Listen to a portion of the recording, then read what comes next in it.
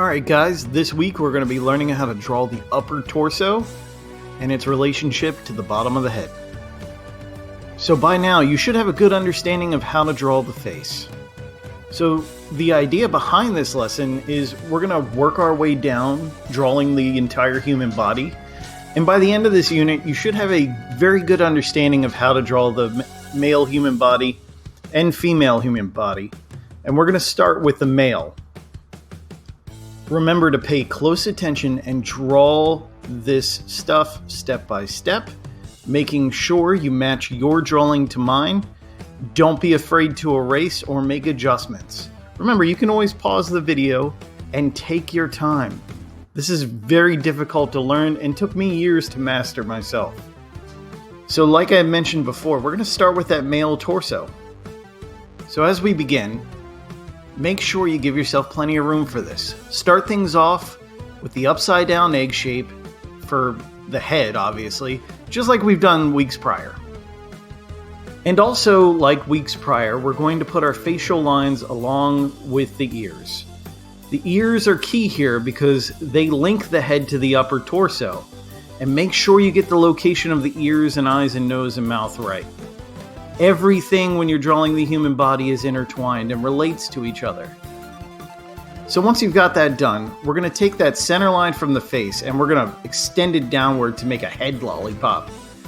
Don't make it too long though, about 3 times the size of the head.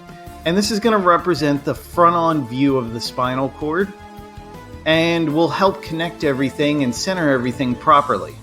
Make sure it's nice and straight. You might even want to use a ruler. Now this part's super important. Starting from the intersection of the underside of the ears, where they connect to the head, draw 2 slightly inward curved lines, about half a head tall on each side. Do this very carefully and make sure you get the angle just right.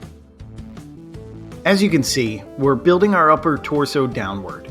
So now connecting a line from the middle of the neck, draw a 45-degree line going outward on each side in a downward fashion. Make sure you get that angle right. Our next step is to add 2 downward sloped humps for the shoulders. And notice how they're connecting to those 45-degree lines.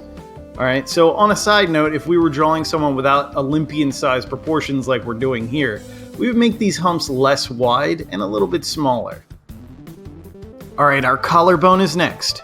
So 2 horizontal lines are needed under the necklines. Make sure you don't let them touch either the necklines or the shoulder lines. If you do, it creates a robotic, non-fleshy appearance that we don't want for our upper torso. So make sure yours looks just like mine. So there's a lot to unravel here with this next large step, so pay attention. We'll be using a couple of slides for this one, and we're going to start things out with drawing the underside of the pecs and looking at the muscle work and anatomy. Now, to truly understand how these curves work, we need to learn a little anatomy. Notice how each muscle is interwoven into the other and kind of leads into the other. These are the type of outer lines we're trying to create. Just showing the overall shape of the pecs and not overly detailing it. We don't want to do every muscle line like in the diagram here. We just want to get that overall curved shape and get it just right so it looks good. So if you go back a second in the video, then come back here, you can see I'm implying the outer lines of the muscle while not adding every detail.